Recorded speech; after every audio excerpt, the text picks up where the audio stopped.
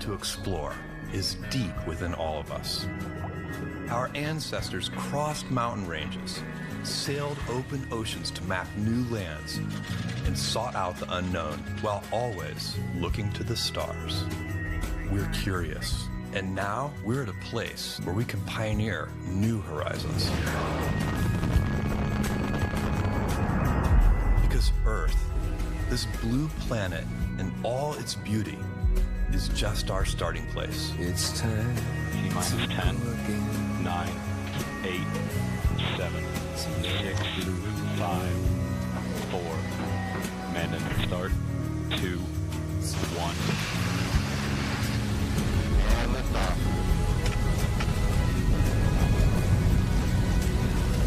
Oh yeah, look at her go. 5,000 feet and climbing. That was a beautiful launch. Now is the time to open the promise of space to all and lay the way for generations to come. When our descendants look to the stars, perhaps from a rocky moon or colonies floating in open space, they'll remember this time. When they reflect on where it started, they'll remember this place. And when they honor those first explorers who said, "Let's go," This is Blue Moon. they'll remember these bold steps. We are of blue origin. Touchdown. And this is just the beginning.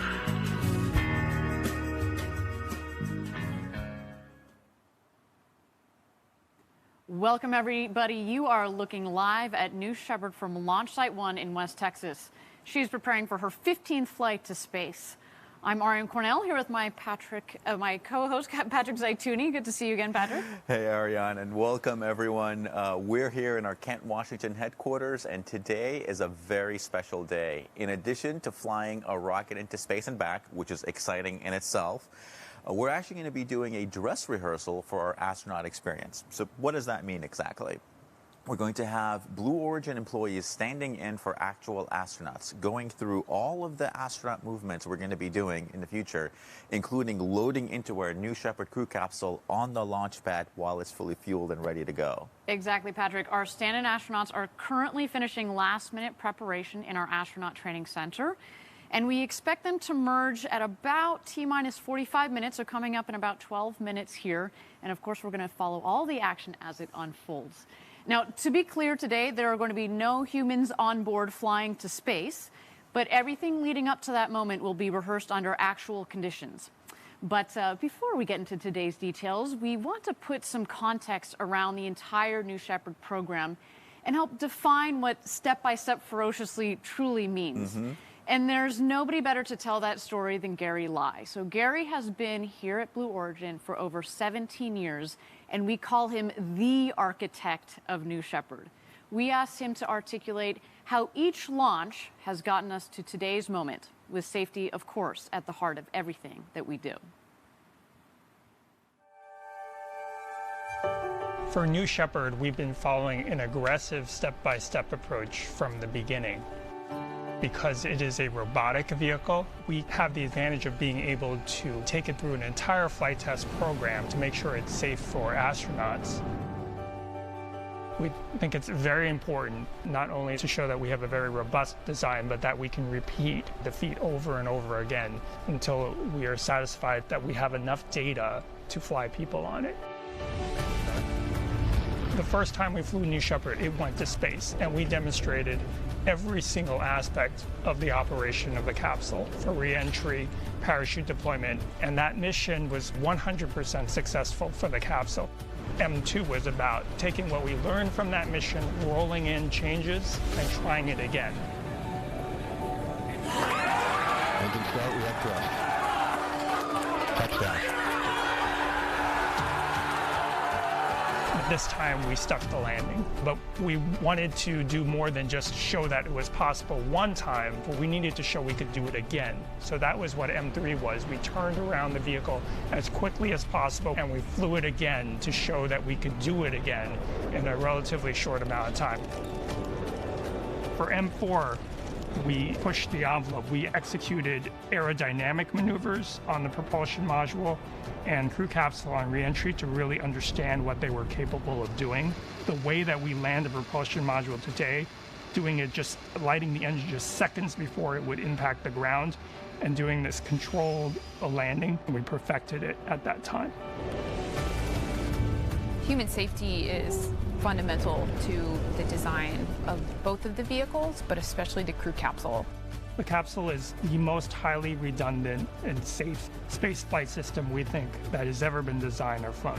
Every detail on that capsule, no matter how small, has been thought through carefully. We also did not compromise on fault tolerance, and that's the idea that you have redundancy, that if a system fails, you have a backup system, and in most cases, you have a backup to the backup system. For instance, the capsule is designed to be safe for astronauts if only one of the three main parachutes opens, and so we wanted to test that in real life on M5. So in M5, we intentionally did not deploy one of the main parachutes. In that situation, the retro rocket actually compensates for the higher descent rate by adjusting the amount of thrust, and it worked perfectly. Now, if the capsule is going down way too fast because it has only one parachute opening, then our third and fourth safety systems engage, which is a crushable section, sort of like a bumper. Then the seats have a scissor mechanism underneath them that has further energy absorption. The capsule has an escape system, which is designed in case there is something wrong detected on the propulsion module to get the astronauts away and get them to safety.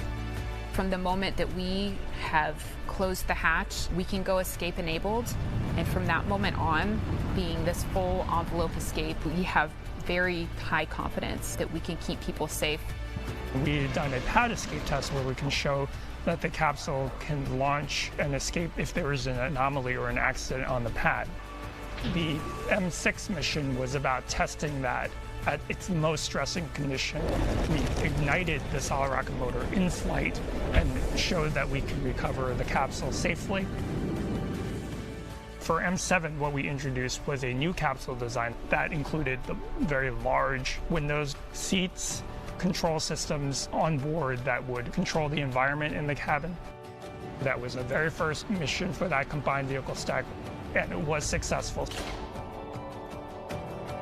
M8 was just a repeat of M7 largely, and then the third escape test was to show that we could escape in space. So on M9, the propulsion module boosted the capsule to space, and after separation, the capsule lit off its solid rocket motor and re-entered and landed safely. We've demonstrated with pad escape and the in-flight escape, transonic escape, that capsule escape system is solid.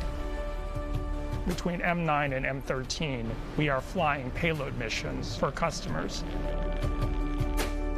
giving us even more and more confidence in the capability of the new Shepard system. 13 was a perfect flight, and we're preparing for the M14 mission, which will just be another verification and check.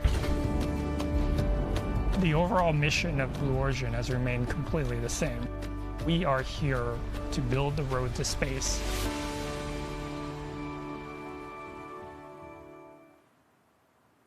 Wow, that was a truly inspiring video and a lot of great stuff from Gary. You know, anytime he opens his mouth, I just sit up and listen because I know I'm going to get some knowledge dropped on me here. That man is a well of knowledge, that is for sure. Yeah, so as we can tell from that video, what Gary's been saying, it perfectly sets the stage and the context for why this astronaut experience rehearsal matters and how it fits in with the broader scope of this new Shepard launch and campaign. Agreed, Patrick. Gary in that video really helps us understand the how and the why of what we do here at Blue Origin. And today, we're doing a lot. Okay, so let's get into it and discuss the overview of the astronaut experience once we do start flying people. So here we go. First, the astronauts will arrive 3 days before flight. They will be met by our astronaut experience team who will take them out to their accommodations at Launch Site 1, and that's where they will meet crew member 7. Now, you're going to hear us talk a lot about crew member 7 today. They are the astronauts' guide through the entire experience. The next day, the astronauts will begin their training, diving into detailed mission and vehicle overviews, learning the procedures for getting into and out of the capsule, and they'll also be part of a mission simulation where they're going to be strapped into their seats in a replica of the crew capsule, a lot like what you see behind us today. Now, on launch day, they're going to suit up, show some of that, you know, Patrick, that astronaut swagger, and go through final preparations. And last but not least, they're going to caravan out to the tower, climb up the tower, through the hatch, and buckle up. And that's when things get real. That's right, really real, Ariane, because that's when they're going to be ready to actually take off into space and get that incredible experience.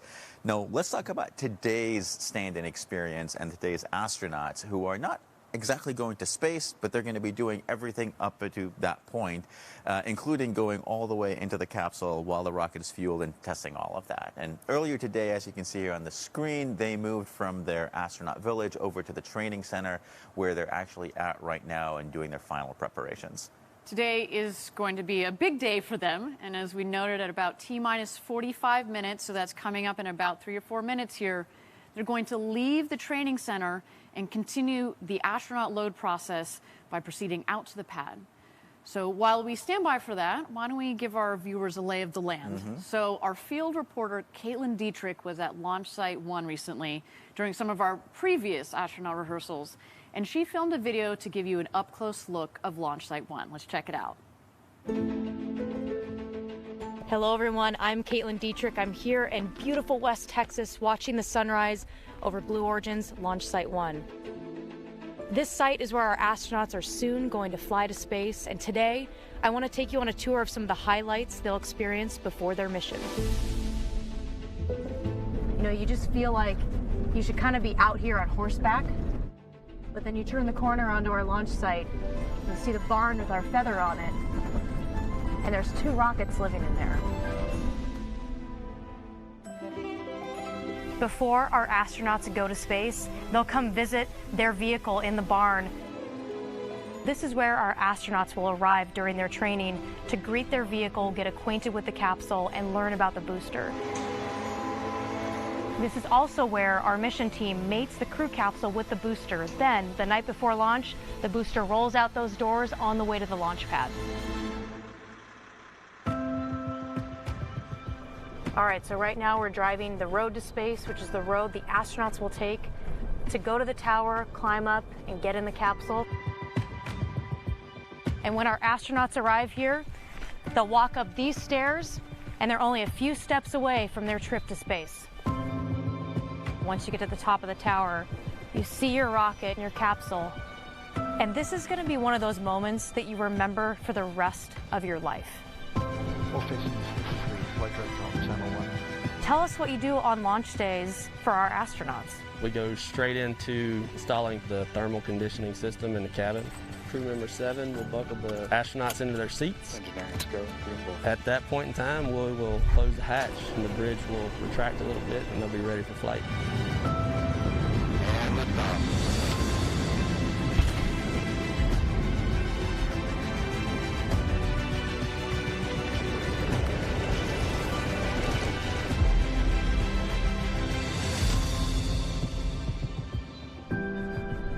This place is the start of something really special, and you can't help but feel that way when you're down at Launch Site 1.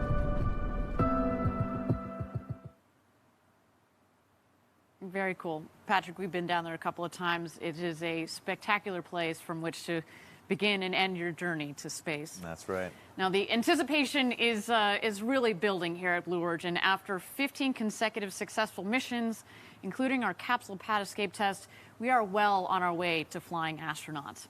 And talking about astronauts, we're moments away from seeing our stand-in astronauts begin traveling to the pad. That should happen in about a minute or so. But in the meantime, let's discuss what we're about to see today and what they're going to do. So we've got a site map here for a little bit of context. So on the left side, on the west side of UC Texas Route 54 is our astronaut village. That's where the astronauts are going to stay. It's their base camp. On the right side of the screen, or the east side of Highway 54, is our launch complex, which includes our astronaut training center. So coming up in a couple of seconds here, the astronauts will leave the astronaut training center with crew member 7. They will shuttle just a few miles north to the tower. You can also see it there on your map. And that's where the rocket will be readying for launch. At T-minus 35, once on the launch pad, our astronauts and crew member 7 are going to climb the tower. This operation will take about 2 minutes. It is a relatively tall tower out there. And they're going to be accompanied by a photographer who's there to document the entire astronauts' pre-flight experience. And we also have a couple of tower cameras. So we will be giving you all a couple of different views and perspectives on the operation today. All right, we're at T-minus 45, Patrick, and I understand that we have gone into a brief hold here. So while we have a hold, why don't we check out New Shepard on the pad as the rocket, which, as we mentioned, we're going through this astronaut experience crew rehearsal today. The rocket itself is also going to be going to space, not with any astronauts on board, but we are preparing for a launch. So why don't we check out New Shepard here?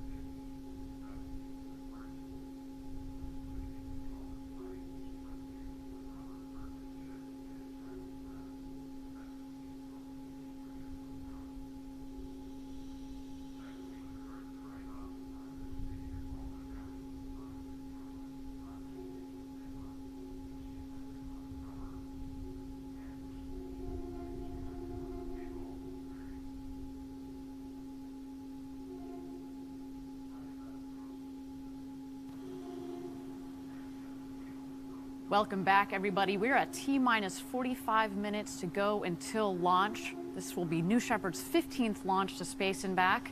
We're at T-minus 45 minutes. We are in a brief hold. And again, what we're waiting for at the moment is for the crew, the stand-in astronauts. They are Blue Origin employees today that are going through the entire crew experience rehearsal. So this is all of the actions that are happening up until they get into the capsule. They're going to be doing a couple of comms checks, and then we are going to egress the stand-in astronauts, bring them back down the tower, and then we will be having a launch of New Shepard again, 15th mission for New Shepard.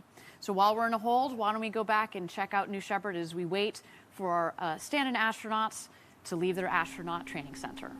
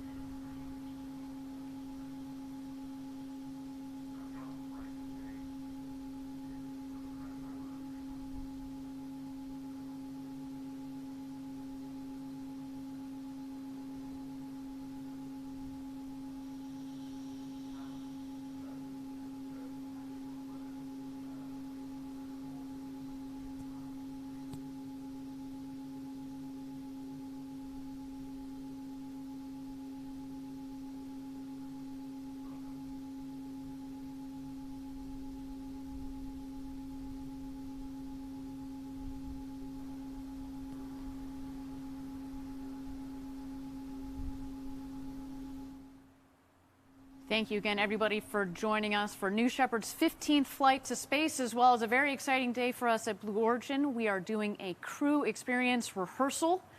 You see here on your screen, the stand-in astronauts have left the astronaut training center, and they are making their way out to the crew tower. Patrick, how exciting is that? I know. This is, to be able to overlay astronaut experience and astronaut rehearsals onto a launch. It is a critical step in our march towards actual first human flight, which is extraordinary. I'm getting chills just watching this. Absolutely. I mean, there's obviously a lot of complexity in a normal rocket launch with all of the sequences that you actually have to go through. And then if you then layer in the complexity of actually loading astronauts safely, making sure they get in okay, get strapped in, and all the while considering safety, there's a lot of complexity there in that delicate ballet. Absolutely. So here you see the stand-in astronauts. They're in that black vehicle there. They're just driving in front of what you see our mission control facility.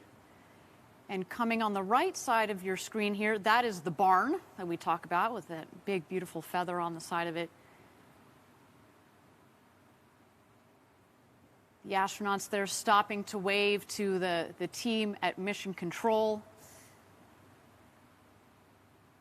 They're in that vehicle, Patrick, with our crew member 7, a photography team, and today there will be 4 astronauts. You see there we have 2 crew member 7s, one Kevin Sprague, and the one there in the blue suit, that is Sarah Knight. One is always with the team, and the other is CAPCOM. So Sarah, as you saw there, she's going to be our CAPCOM for the day. She will be in the ear of our astronauts throughout their entire journey.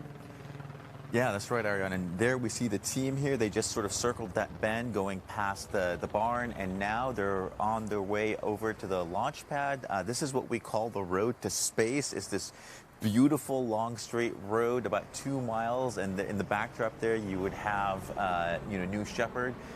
I wonder, Ariane, if you were in that car right now, and let's say going up into space and seeing that rocket getting bigger and bigger, how would you be feeling? I mean, I've said it many times. I wanted to go to space since I was a little girl, and I imagine that our future customers, astronaut customers, will also have had that feeling. And so you're in that car, and it's you and your crewmates and the rocket, and that's it in this big, vast Texas desert. And you are on your way towards fulfilling this childhood dream. I tried to throw some words out there, but really there are no words. I actually think that there's going to be so much adrenaline pumping through it. You're going to be experiencing more than, actively engaging in the moment. You're absolutely right. And for me, I think I would also have just a bit of a, sereneness and sense of calm as you see this just landscape go by and seeing this rocket get bigger, and you're like, wow, this is happening. Yeah, this is happening. There they are zipping by. It is about a wave from one of our crew members. They're getting psyched, as they should. Now, this is it's about a 2-mile road from the barn out to the launch pad. Once the vehicle makes it out to the pad, they're actually going to go to the north side of what we call the ring road that goes around the pad, and they're going to stop for a team photo. That should be pretty fun. And as they're doing that, Patrick, maybe we should get into, finish up on the timeline that we were describing earlier of what's going to be happening here. So they've left the astronaut training center. They've driven out to the pad here. They're going to take their photo. After the photo, they're going to continue around to the base of the tower, climb those stairs, the set of stairs at the base of the tower, and they're going to go into that white shelter that you see at the top of your screen at the top of the towers. That is the safety shelter. And they're going to wait for the tower crew to give them the thumbs up to load into the capsule. So at about T-minus 33, with assistance from the tower operations team and crew member 7, they'll load into the capsule, get into their seats, and buckle into their harnesses. So our stand-in astronauts are going to be sitting on a fully fueled rocket today. This is Patrick, this is as real as it can get without igniting the ignition and sending them on a trip to space today. Again, the rocket will be doing that today, just not with the astronauts. Yeah. There they go. It's a Looking cool good. picture right there. That's a pretty cool picture right there. I feel like that's one of those photos that in your Zoom meeting background you'd have pretty prominently there. Just, you know, just a little humble brag photo. For me, I think it'd be the picture of me in the seat, unstrapped, floating around in front of that big window with the Earth in the backdrop. That'd be my Zoom background. Okay, fair enough. Fair enough. I'll give you that one. That would be a pretty sweet money shot. All right, so they have finished their photo op there on the north side of the pad, and they're going to continue their drive around towards the base of the tower there. Let's watch.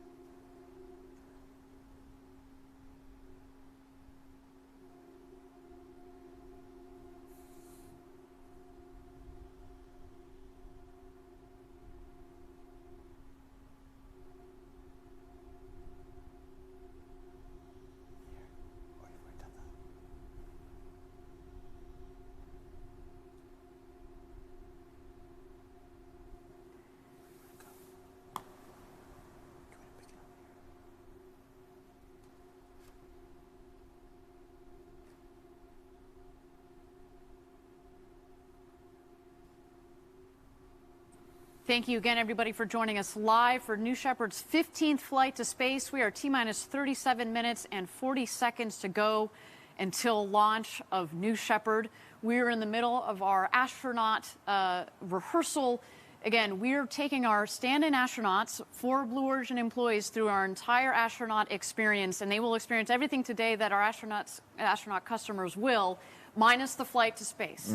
The point today, of course, to weave in the astronaut operations on top of normal launch operations, which is critical to overall safe operations once we get into having customers on board today. Absolutely. Now, Patrick, why don't we pick it up? We talked about the timeline. They are just they are ascending the stairs as we called out earlier. What happens next? Yeah, so once they go up and they get out of that white shelter there that we see, they're going to cross the gantry and actually get into the capsule. 2 of them are going to do that. And once they're actually settled in there, they're going to get strapped in. Crew member 7 is going to help them in. They're actually going to do a communications test with our CAPCOM or Capsule Communications. They're going to check to make sure we hear each other okay. And then we're going to do a simulated hatch closing. We're going to close the hatch, not latch it. Then we're going to, after a few moments, we're going to reopen the hatch, and then our astronauts are going to exit the capsule or egress, and then we're going to go back to a normal launch profile, so to speak, and they need to prep New Shepard for launch. And Patrick, today, so while we have 4 stand-in astronauts going through this rehearsal today, only 2 of them are going to be getting into the capsule. Do you want to explain to us why that is? Absolutely. So, as you know, we have 6 seats in our New Shepard crew capsule, so we can take 6 astronauts up into space. Now, today, we have the esteemed Mannequin Skywalker taking yet again another flight up into space.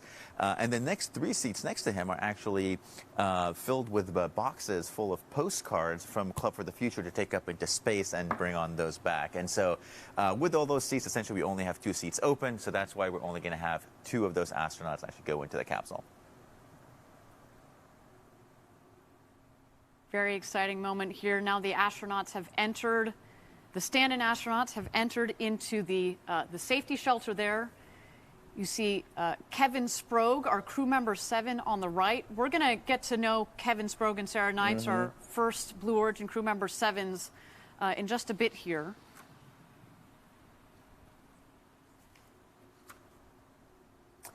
You might recognize Gary Lai on the left from earlier in our video today. Absolutely. And Ariane, so these, our 4 stand-ins right now are in what we call our safety shelter, and this room is a climate-controlled room where astronauts can do their final preparations, like you see right now, get their briefing from Kevin, and this also serves as a safety stop in case there's any issue on the pad. The astronauts and the team can safely stay in this shelter until situation is resolved. Of course, if our stand-ins or astronauts are in the capsule itself, they can quickly egress, make it across the gantry, and get into that shelter, and where they can wait out any issues at all. So, that room is quite multi-purpose there, as you can tell. Right. Well, let's continue to watch here the operations inside the safety shelter. Looks like they are leaving the shelter. That's right. So what you're going to see here is about an 8-minute long process of actually loading the 2 astronauts there into the capsule. And at the end of which, like we said, we're going to simulate the hatch closing with the 2 stand-ins inside. Ariane, do you want to tell us about the 2 folks that are actually going to be going in here to this capsule today? Sure. So in the foreground, you just saw our photographer, Joel Eby, who is preceding them. Got to catch some sweet photos, of course, of our astronauts as they head out there. So here we have Susan Knapp, Gary Lai, Audrey Powers, and in the back there we've got Clay Morey and Kevin Sprague, our crew member 7.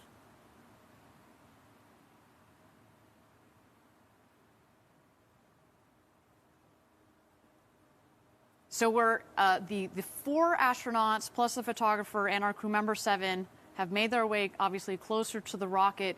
As you mentioned, only 2 of the stand-in astronauts are going to go into the capsule today. We've got, again, Mannequin Skywalker. You can see him. Right He's there. already locked and loaded, ready for his flight to space.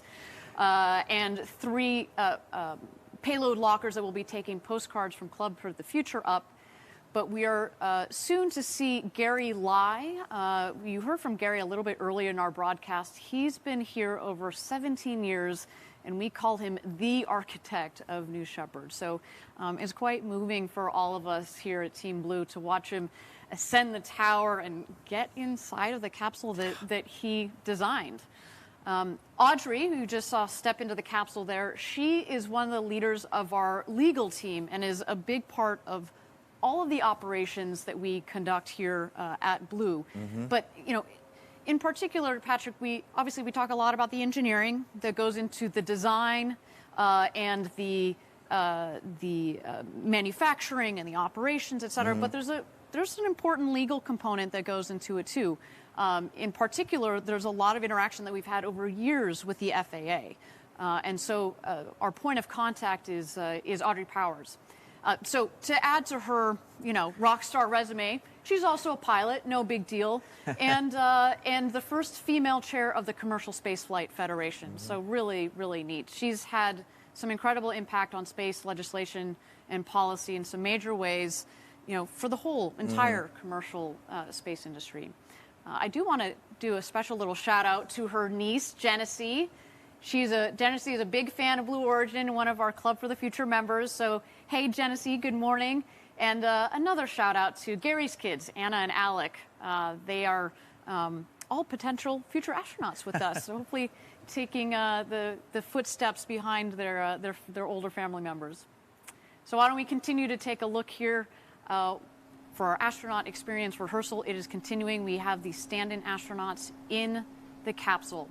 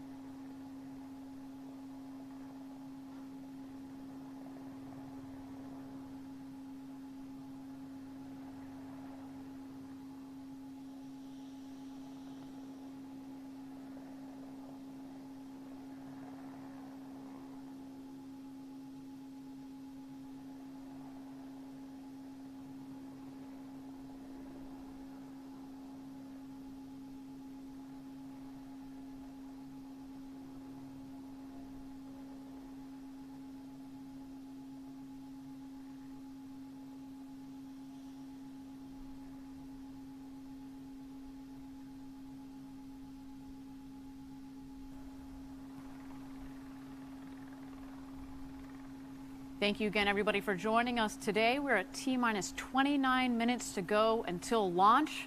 A very exciting day for us here at Blue Origin. This is New Shepard's 15th flight to space and our first astronaut experience dress rehearsal combined with a launch. We should note, again, no astronauts will be going to space today, but this is really a critical step in our march towards first human flight.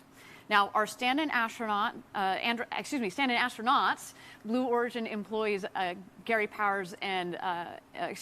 Lai and Audrey Powers are in the capsule, and it looks like the simulated hatch closing is about to get underway.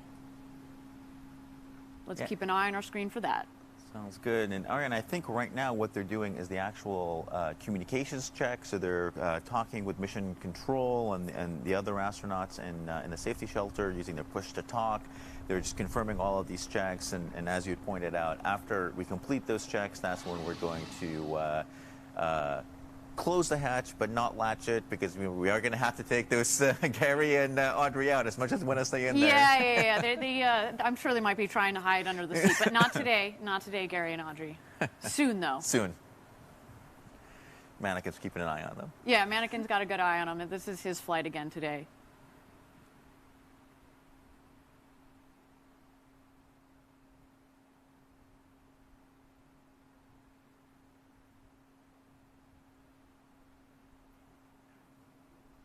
So again, in the capsule, we have Audrey Powers and Gary Lai, as well as our crew member 7, Kevin Sprague. Our other crew member 7 is Sarah Knight. She is on CAPCOM, so she's on the other end of these communications tests that we're doing with our astronauts today.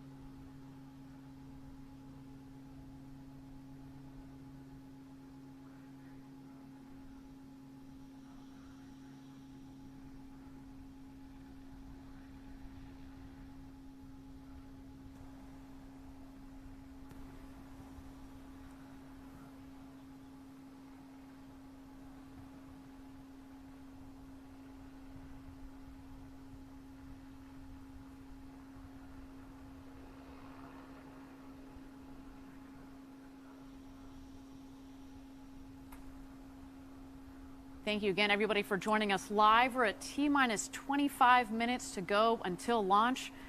Our crew experience rehearsal is well underway, seems to be going well so far.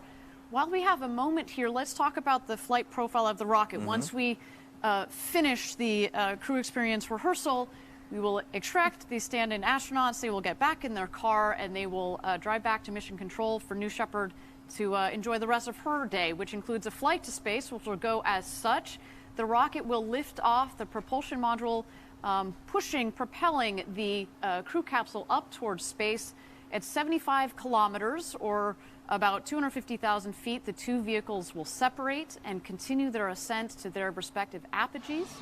The booster will, once it's hit its apogee, which is over the Kármán line, over the internationally recognized line of space of 100 kilometers, it will come back down and land on our landing pad just 2 miles north of the launch pad. The capsule, in parallel, will continue its flight up to its own apogee, which we're aiming for about 105 kilometers. If we had astronauts on board, they would get their 3 minutes of weightlessness, gazing out of the beautiful windows. You know, as we said, 6 seats, 6 windows. Over a third of the capsule is windows. So when, you know, Patrick, when we get the opportunity to fly up there, it's going to feel like we are floating in space with all that window. It's going to be incredible. It's going to be incredible, absolutely. And after the 3 minutes, buckle back in, and the capsule descends, comes down under 3 big parachutes, and just in the last moments, we have the retro thrust system that fires and creates basically an air cushion for a nice soft landing back into our valley here, back in the desert. So we're at T-minus 24 minutes and 51 seconds to go to launch. We were in a brief hold. I understand we'll be emerging from the hold here shortly while the team is continuing to do its various checks, communications checks. They have to check all the systems that are in there. Again, this is the first time that we've had stand-in astronauts, people on top of this fully fueled rocket. And again, we will not be flying them to space, but we're doing just about everything but today. We did see Joel Eby, our photographer, go into the capsule to get some last-minute photos of Gary Lai and Audrey Powers. There, our stand-in astronauts. As we can see, yeah, we did the simulated hatch closing, so we got that check out of the way, and now the hatch is back open, and we've entered that planned hold that should last a couple of minutes here. And this pre-planned hold is part of the rehearsal operations designed to make sure we can get our astronauts out of the capsule. Again, we call that egress, and then headed back to the safety shelter, and then eventually back into their cars and mission control. Of course, we're doing this time because we're taking the astronauts out. On launch day, this hold would not happen because, of course, our astronauts would be going to space, right? That is right. So we just saw Gary and Audrey leave the capsule there. Our crew on the tower is just going to do some last checks before they close the hatch for real. Make sure nobody's stowing away. Yeah, exactly. Make sure there are no stowaways. There's Audrey and Gary. And that's and Joel our right photographer. there.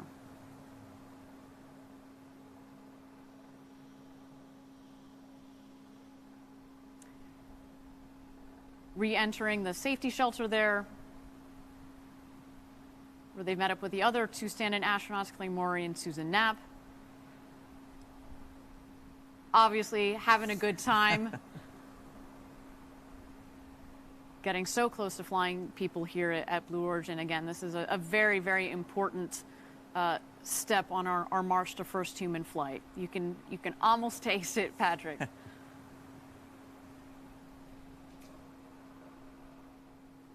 Sounds like they're recapping their great experience there and what they got to do in the capsule and all those tests. Man, it must have been so exciting. And again, can you imagine Gary Lai, the gentleman in the bottom right corner of your screen? He's been at Blue Origin since the very beginning. He knows this system inside and out, and that's why it's really touching for him to participate in this activity, right? He's been really committed through this entire program to getting this vehicle up, flying, landing, and soon taking people to space and back.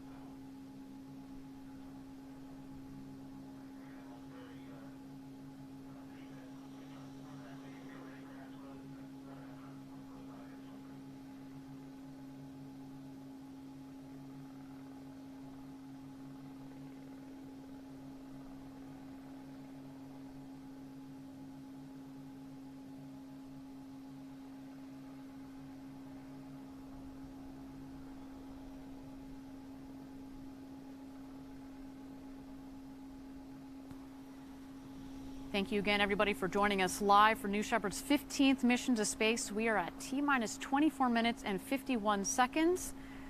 We are in a brief hold here, but so far we have had what appears to be a successful astronaut rehearsal. Let's stand by.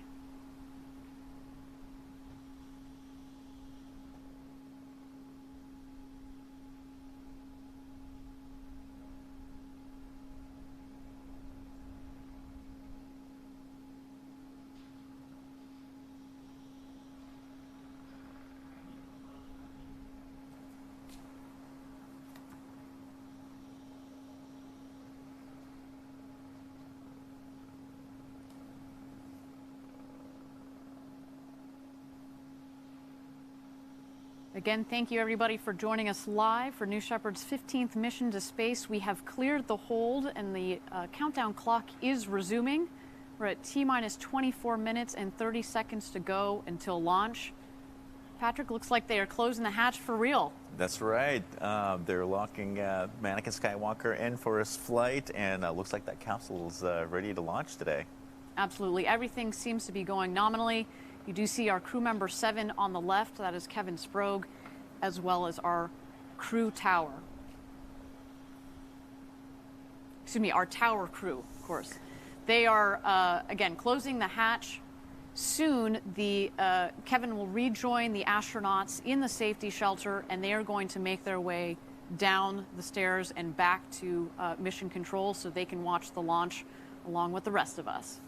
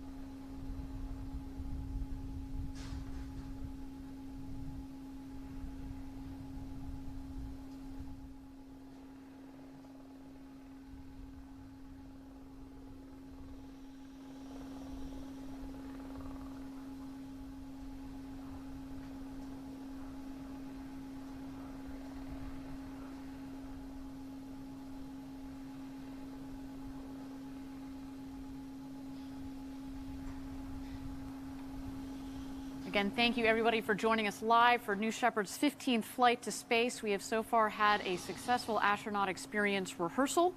We just saw the tower crew closing the hatch for real. We had earlier our astronauts in there, stand-in astronauts, did some tests, and now we are continuing our countdown to the launch itself. Now, Patrick, we've talked a lot about crew member 7 and how important they are to our astronauts and their full experience, right? We saw Kevin Sprague on the tower with our team. We had Sarah Knights, who was on CAPCOM. We saw them waving to our astronauts at the last moment there as they headed out towards the rocket. But why don't we take a little closer look at their roles and specifically meet Kevin and Sarah? Let's check it out. The entire vision of Blue Origin is we want to democratize space. T-minus 10. You don't need to be a NASA astronaut. You don't need to be a trained engineer. 5, we want artists 4, and poets and 3, teachers and scientists to be able to go to space. 1. Shepard has cleared the tower. Crew member 7 is a position unique to Blue. 2 assigned to each launch. There are 6 people that can fly in our crew capsule. The 7th person is the crew member 7. This is for real. This is it. The other crew member 7 is called Capsule Communicator, and they represent all of mission control and launch operations to the astronauts. It took me a long road to get here. I spent over 20 years as a fighter pilot at the United States Navy, but since I've been 8 years old, I wanted to be in space. Coming here to Blue Origin is the realization of a childhood dream of mine. My background is in physics and astronomy. I went into STEM education. I was a teacher for many years.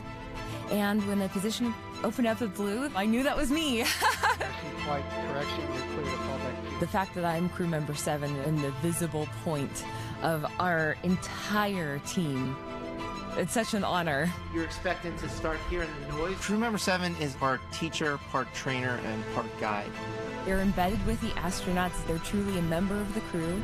They're going to live with you at the astronaut village. They're going to conduct all of your astronaut training. Spaceflight is complicated, but our astronauts that fly with us will not need to have a complicated view of what's happening. The rocket is autonomous, and all of the safety systems are hardwired into the core. On launch day, crew member 7 is actually going to walk you up the tower, put you in your seat in the capsule, close the hatch. Capsule CAPCOM. The CAPCOM will then take over as the astronauts take their journey to space. And then as soon as they land, crew member 7 will be there to help open the hatch and whisk them away to the celebrations. Our astronauts are one part of a very historic journey.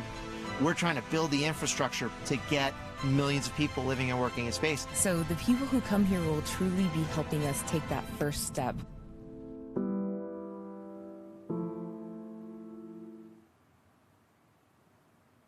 Clearly, Patrick, these astronauts are in very capable hands with Kevin and Sarah. Not just capable, but they are experienced and extraordinarily passionate about space and everything that we do at Blue Origin. Absolutely. Now, this is, I don't know about you, but this is quite surreal to watch. Again, we are getting very close to sending people up to space and back. And I hope that there are students around the world that get to see events like this and are inspired to pursue careers in space. Patrick, I know you and I, it was more shuttle era, watching the shuttle go up, and I hope that we're a key part of inspiring the next generation. And everybody at Blue is, so much so that we founded Club for the Future. This is our nonprofit that has been hard at work since 2019. And as you know, we launch postcards from around the globe in New Shepard, including today. And it's all about inspiring the youth and opening up access to space for everybody. Now, the club has worked with some of the most recognized names in STEM education, including Microsoft Education and the Challenger Center. So why don't we take a closer look at these partnerships and all things Club for the Future.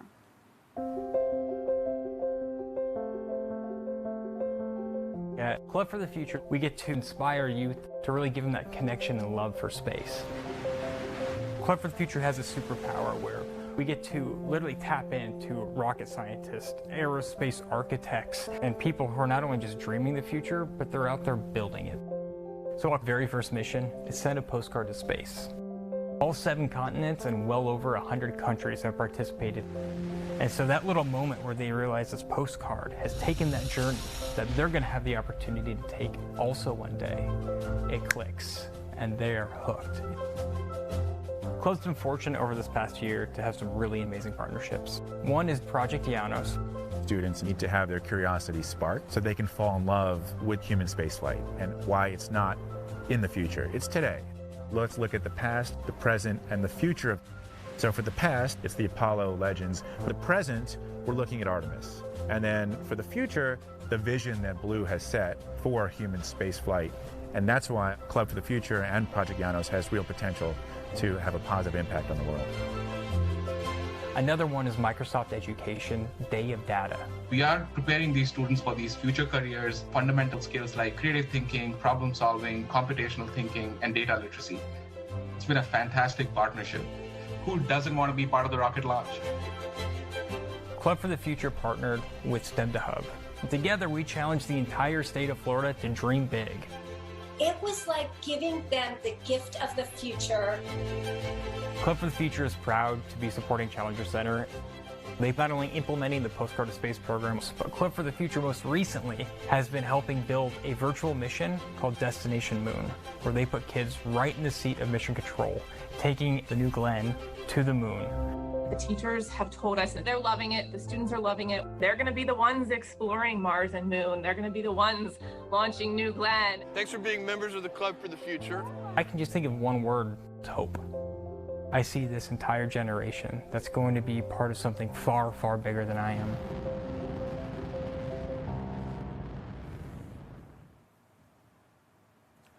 Great. No, it was so cool to see all that awesome work that the club is doing. Very inspiring. And there, what we just see on our screen, our stand-in astronauts have descended the tower, gotten in the vehicle, and they're heading back to mission control. That's where they're going to be watching the actual launch and landing from, and then they're going to go out to the landing site after that to continue the essentially the back-end part of the astronaut rehearsal. Right. So as we've been talking about, Club for the Future and all things about the club, I do want to highlight that there's a club member that we know and love that has been a great part of helping their local community, especially as part of that recent unfortunate Texas winter storm. We caught up with him to hear about how he's been helping his community, as well to talk a little bit about what it's like being an ambassador for Club for the Future. So let's go hear it from Beckett Potter's own words. Let's check it out. I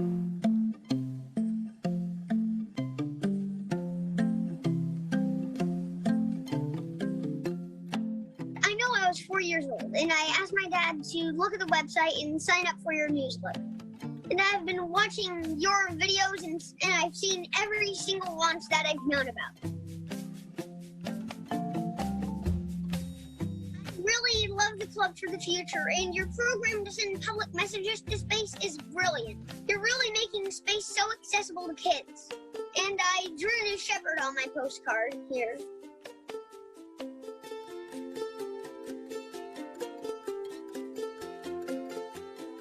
Yes, so we're working with the Lukumi Foundation, and they're all about making a difference for their own lives and help others using good deeds. And we invite any kids to join worldwide. So my idea with Blue Origin and Lukumi is to collaborate with Club for the Future to make the postcards to send in space. And we are going to put positive and inspirational messages on the cards. And instead of having them returned back to yourself, we're going to send them to someone else. It'll be great. In fact, even out of this world.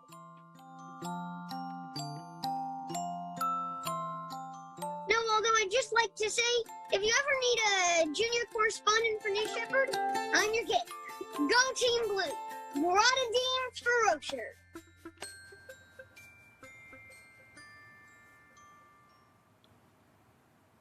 Oh my God, what an adorable and inspiring kid. Beckett, you should just take my seat, although I'm sure the Ellen Show has already called him. We've lost our moment.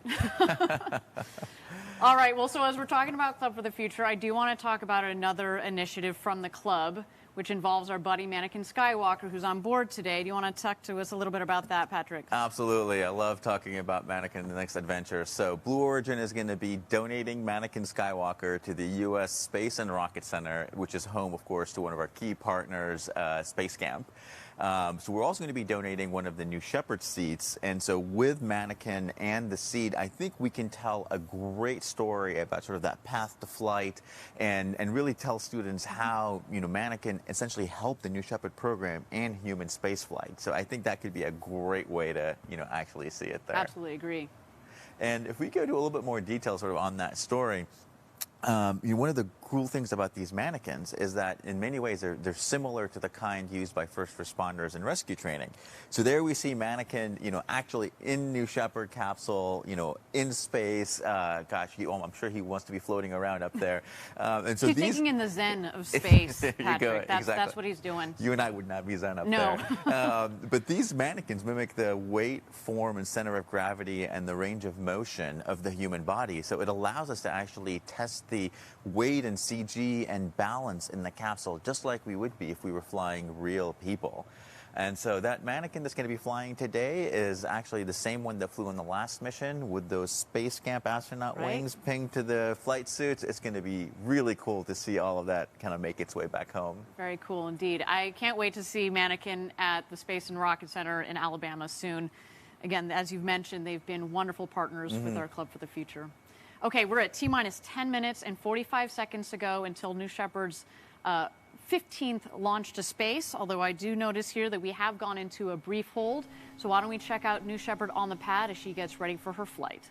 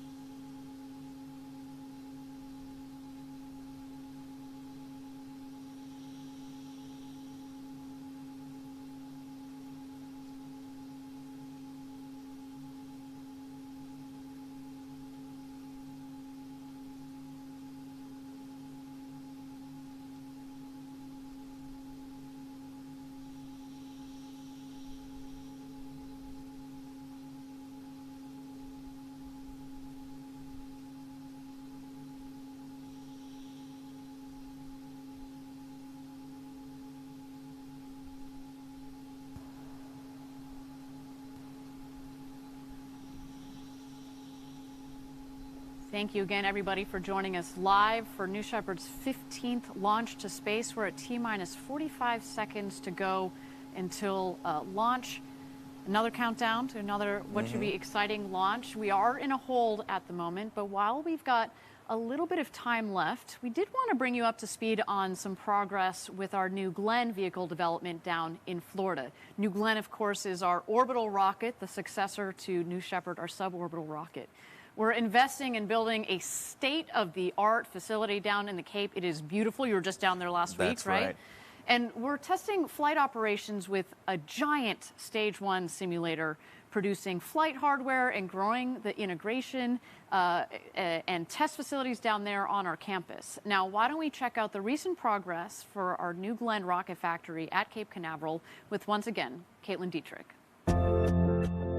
Hi everyone, I'm Caitlin Dietrich reporting here from Florida Space Coast in front of New Glenn's rocket factory and growing campus. Let's go. Scott, thank you for having us today. Tell us a little bit about the New Glenn rocket factory. The campus here in Florida is about 1 million square feet. We currently have over 550 people on site, and we've been growing significantly. We've just entered the high bay, the centerpiece of the factory. Raw stock aluminum comes in one end of the factory to our south, and a rocket moves out to the north. Take a look at this thing. It's so cool to see New Glenn's first stage like this, just mocked up. With 180 feet, we're going to be towing something that's close to a football field in length, and it's also 23 foot in diameter, which is larger than anything flying today. You just showed us outside some of the flight-like parts of the first stage. And this is where we're fabricating them right next door, right? That's right. This is one of our busiest shops right now. And the team can work on both the forward face, and another part of the team can be behind on the back face. Then they'll go out and be assembled to form that forward and aft module of the New Glenn first stage. You know, these mills that we make these parts on, we're doing things on a scale that has not been done before.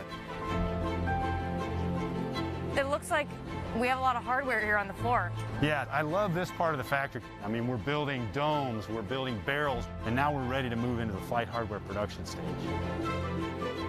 We're inside the dome. So imagine we're at the top of the Stage 2 tank. Below us is a full first stage and second stage New Glenn rocket, over 200 feet.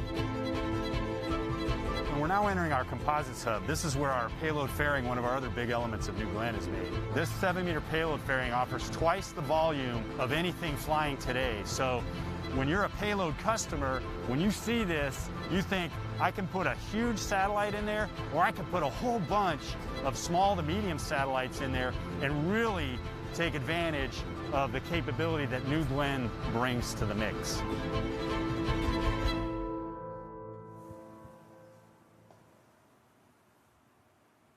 very exciting, the operations that it's been fun to watch it kind of mushroom out of the swampy area down there in Florida, just to see this entire campus that we have built. Again, we are the first organization that is going to be building the rocket and flying it out of Florida. So that should be coming up in a couple of years here. That's going to be very exciting. Now, as part of that orbital launch site and general facility campus that we're building there, we have something called the TCAT, or the Tank Cleaning and Testing Facility. We use this facility to pressure test and clean New Glenn stages before flight. And this massive building that we're about to show you is being used for the fully reusable first stage, which stands 180 feet tall. To give you some context, that's about 3 times the size of New Shepard just in the first stage. So why don't we take a look at this facility? We're standing in front of the tank cleaning and testing facility for New Glenn on the Rocket Factory campus. About 230 feet tall. We're going to head into the building and get to know this facility and all the capabilities it gives us. So this door right here opens, and essentially the first stage of New Glenn will come in, and this large crane above our head will lift the vehicle up into this fixture right here. This is where the rocket will be when we do the pressure testing. Once the rocket is vertical on this fixture, we use tie downs right here to secure the vehicle. So you can see here, we're only on the 3rd floor, and I feel like I've been in this elevator for about 10 years. So we just got into the TCAP at about the same level as the top of New Glenn's first stage. And I just took a quick peek over this railing, and I gotta tell you, this is going to be a massive rocket. So we're climbing just the rest of the stairs to the top of the tower. I feel like I'm standing on New Glenn's first stage. Woohoo! And one thing that's so evident when you're looking down on almost this New Glenn city and our launch site in the port, we really have something unique here. There's no other facility on the Cape where you build the rocket, you fly it, you bring it back, and you fly it again.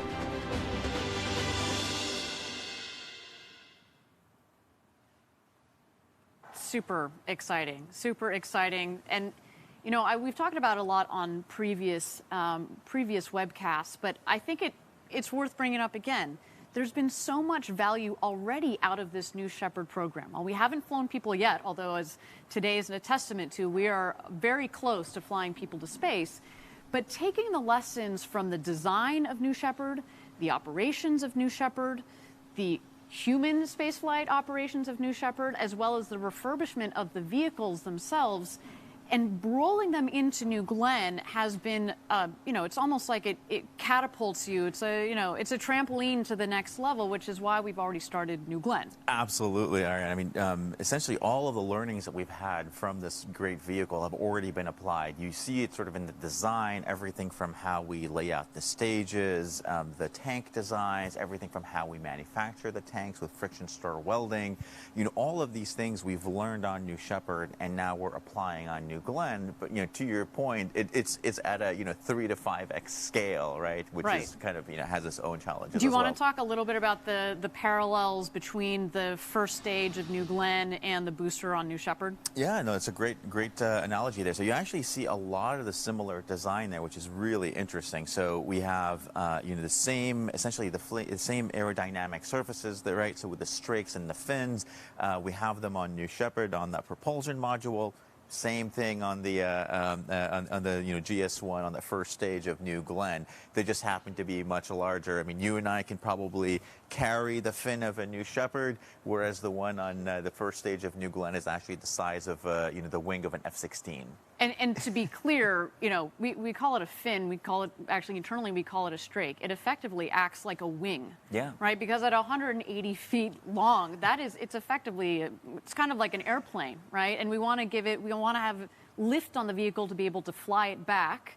and get it back onto our landing ship that will be underway when it comes into land. Absolutely. So those fins and strakes allow us to get a lot of stability, both essentially directionally, rotationally, and it gives us a lot of the ability to go downrange to land. So a New Shepard allows us to kind of come back and precision land on the pad. Right. With New Glenn, we're going to be landing downrange on a moving ship. So by having all of these aerodynamic structures and having all of that design heritage on how to design them, how to use them in our flight control systems, it allows us to land with a lot of precision downrange without having to use a lot of propulsive maneuvers to essentially, use up all that fuel to kind of land. So lots of great learning from there. A lot of our learning around how we actually land. I mean, Gary sort of spoke to it, right? Our ability to kind of throttle down, right, hover, and kind of land and kind of bring it down nice and gentle there is extremely important. We want to be able to land precisely, and all that throttle ability and guidance around landing all developed on New Shepard, so we don't have to learn it again on New Glenn on something much bigger and much more hefty. Hefty. I don't know if the rocket would like you calling it hefty. That's right. Okay, well, we are at T-minus 10 minutes and 45 seconds to go until New Shepard's 15th launch to space and back. As we've mentioned before, hopefully you caught it as well, we had a successful astronaut experience rehearsal test for the pre-flight operations. Following the flight, those same stand-in astronauts will head out to the capsule once it comes back down, so we can practice some of those post-flight operations as well. But in the meantime, we are in a brief hold. We just want to make sure that our teams are getting aligned and we're all set for New Shepard's flight to space. So why don't we check out New Shepard while she's on the pad getting ready for her flight to space today.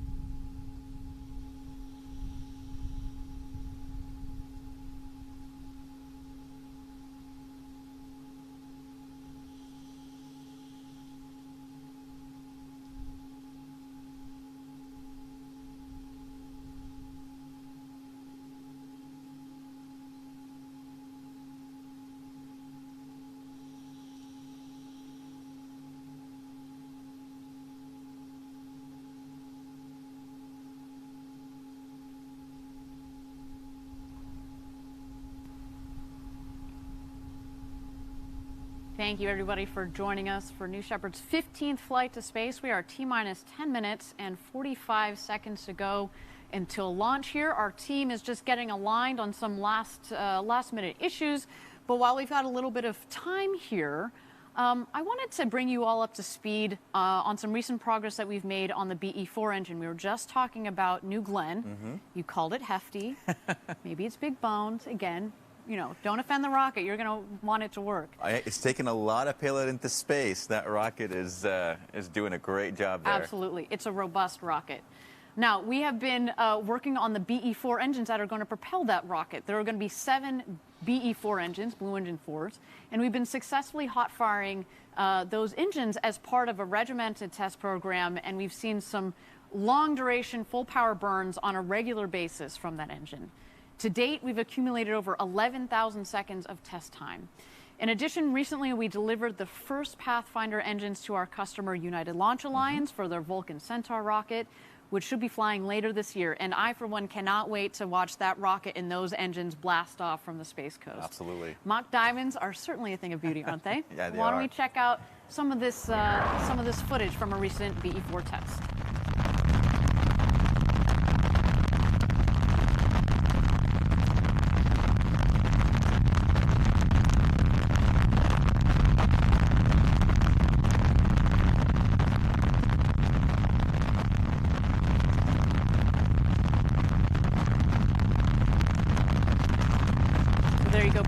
See the BE-4 engine testing. We actually have 2 test cells down there that are both up and firing, which is great because you can test on one engine, get your learnings, you know, adjust the hardware, and in parallel you can be testing on the next test cell so you don't have a lot of downtime. So this engine here, this is a 550,000 pound of thrust engine, so that's 5 times the power of the BE-3 engine, the Blue Engine 3, which is powering New Shepard today, and there will be 7 of those. That means 3.85 million pounds of thrust on liftoff when New Glenn blasts off from the Space Coast in a couple of years here.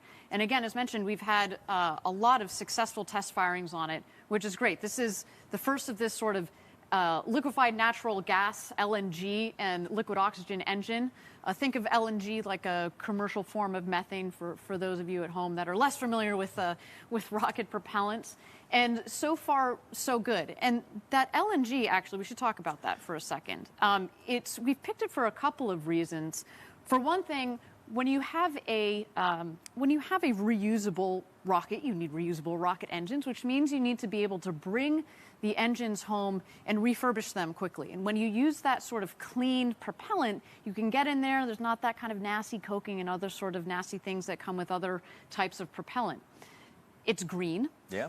So that's a good thing as well. And the other thing about LNG, for you rocket nerds at home, you probably know this too, is that it allows us to autogenously pressurize the engine. What does that mean? It means that we can use that LNG to pressurize the lines in the rocket engine as opposed to bringing in what we use on other engines or what others use on other engines, which is helium, which is good, it works, but the problem is it's quite expensive and sometimes can be in a kind of tricky supply. So. Absolutely, and the great thing about LNG is that it's extremely cheap. It's the same, very similar to the gas you use at home. So very easy to get in and use for this. It keeps the costs low. The other great thing about it is because it's actually much denser than hydrogen, you can make that first stage actually quite nice and compact there. You can pack a lot of propellant into a small volume and be able to get a lot of payload up there into space. Yeah, so we're very proud of this rocket engine that we've developed so far, and have enjoyed working with our partners at United Launch Alliance, who again will be using that rocket engine. They'll be using 2 of them on their Vulcan Centaur, so that should be really fun to watch. So with that, we're at T-minus 10 minutes and 45 seconds to go until New Shepard's launch here this morning. We are in a hold. Our teams are working to make sure that New Shepard can launch today. Also want to make sure that the weather is within bounds. You see it is a bit hazy down there in Texas. We also, of course, as always, watch the winds aloft. We've mentioned this before. You can't really tell down there because of the limited brush, but it can be quite windy, and so it's imperative that our team make sure that everybody, the teams are aligned, but also the weather is within bounds. So why don't we check out New Shepard here?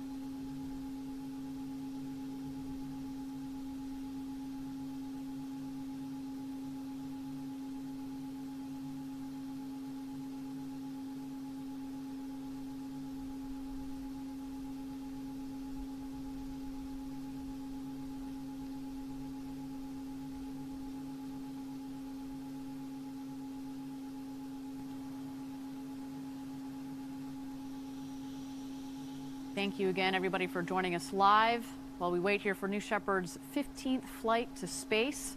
We are in a hold here, wanting to make sure that our teams get aligned. Again, I'm Ariane Cornell, here with my co-host, Patrick Zaituni. Now, while we've got a little bit of time, why don't we talk about another one of our programs that we have going on at Blue, our Human Landing System, our Blue Moon program. And it's part of NASA's Human Landing System program. And we have, we've based our activities for HLS, as we call it, down in Huntsville, Alabama, at our factory down there. And we've actually put a full-scale pathfinder of our descent element lander in preparation of our demonstration mission to the lunar surface. This mission is going to happen a year before landing crew on the moon, which, by the way, I love saying those words. And by proving out our technology and pre-positioning equipment down there on the lunar surface, it's going to start America's sustainable return to the moon, and this time to stay. Let's check out this video. One of the things that our team is doing is a demonstration flight of our descent element 1 year before we actually send crew, humans, down to the surface. And that provides an enormous amount of risk reduction. We get to practice. In Huntsville, we put together a full-scale pathfinder of the DE demo lander. We can test out, prove out the BE-7 engine, all the major subsystems, the whole propulsion system, the fluid system, the electrical power system, the fuel cells, avionics, the sensors, all of that. We can send that lander and land it autonomously on the surface before the crew goes there. We can deliver all kinds of payloads. We can deliver a metric ton of stuff. We can pre-position material, and it can be whatever you want it to be. We can begin to build up Artemis Space Camp. We're looking at several different ways of offloading payloads from the deck. The obvious thing is a crane. And we've actually got a crane provided for us by Langley Research Center at NASA. We're also looking at a Dabbit system that's being developed by Honeybee Robotics. We're not standing still with the national team. We built this full-scale pathfinder of the DE demo mission in Huntsville to enable long-term sustainability, getting America back to the moon, this time to stay.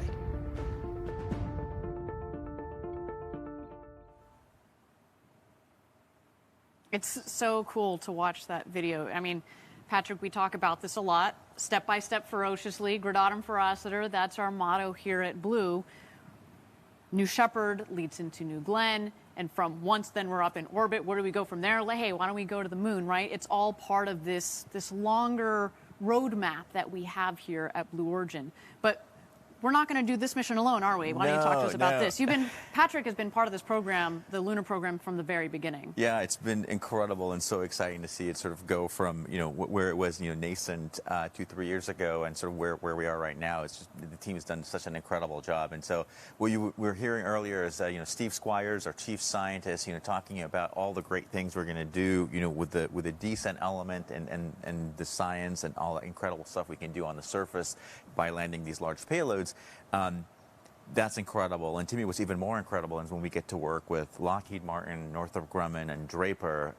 It's just a phenomenal team. And they've got a little bit of experience in this. Exactly. Yeah, they've done it a couple of years. They've done this a few times, perhaps, and landed on planets, guided, Apollo, small things, and they've just done an incredible job. They brought their A team on this, and it's incredible to see just the heritage there, the incredible design that's in the ascent element that's actually going to be keeping the astronauts alive, taking them down to the surface and bringing them back up. The transfer element, which actually does a lot of the heavy lifting of the Delta V and gets the whole stack down into the right orbit and gets them down onto the surface, and of course the lander itself, which is bringing that down to the surface and landing them safely, all guided by the Draper algorithms, proven since Apollo and able to bring this down safely with people on board, which of course always adds even more complexity. We can't wait to actually go land this. Exactly. And again, you just mentioned the not just the complexity of the system, but then you just mentioned we're taking people to the moon. Yeah. Much like today, this is actually what we've done today is a step that contributes towards that, right? With New Shepard, we talked about, obviously, we're launching and landing this rocket. We've done it several times previously. We've layered on today the astronaut experience operations and rehearsal that we conducted earlier. And eventually, we're going to be doing that when we go to the moon, but that's not the only parallel between some of the operations that we're doing today and what we're going to do on the moon. Yeah, that descent element looks a lot, that landing looks a lot like a landing we know. Exactly. I mean, if you can sort of like, shrink a New Shepard a little bit, you can sort of imagine it's so close to a decent element. I mean, there's so many parallels there. And there is, hydrogen and oxygen, right? So the same propellants that we're using here. That's on our BE-7 engine, in the correct? BE-7 engine, right? Which again builds on a lot of the heritage of the BE-3PM, but it's about a 10x smaller thrust. So it's a little bit of a smaller engine, but even higher performing. Again, very, very compact, very excellent engine there, very efficient, high ISP. But again, builds on a lot of the same learnings from the BE-3 engine on New Shepard. And of course, our landing sequence with all of the landing sensors. And the same thing, you're coming in from about 100 kilometers and autonomously landing in, essentially also pretty rugged desert there. And so there's so much parallels there. And actually, on that note, we have tested some of that lunar landing technology on New Shepard on previous flights, correct? Exactly. So working with NASA and a lot of their sensors, we were able to get terrain relative navigation sensors, LiDAR sensors for hazard avoidance, all of these great sensors we actually are planning to use on various parts of the landing itself. We get to test them right here in very similar environments of actually coming down and helping us, figure out what works, what doesn't work, and how to, loop it into the guidance system. It's great to be able to do it here. And actually, by the way, get the sensors back, because as soon as it lands, you can just unbolt them, tweak them a little bit, put them back on, try it again next time. And that, that really, New Shepard has been a test bed for many of our payload customers, but it's also nice to use it for our own technology. And again, between the, the New Shepard astronaut, human spaceflight tourism program that we'll be having coming up, plus our payload customers that have already flown on board in several of our previous missions, the lunar program that has a lot of the technologies that are being transferred into the lunar program, also New Glenn, et cetera. Yep. When you start to put those pieces together, you understand just the value of this rocket that you see on your screen right now. Absolutely has been critical and valuable not only to Blue Origin, but for many other programs out there. That's right. Okay, well, Patrick, we are at T-minus 10 minutes and 45 seconds to go. We continue to be in a hold here. Why don't we check out New Shepard as she continues to get ready for her flight to space.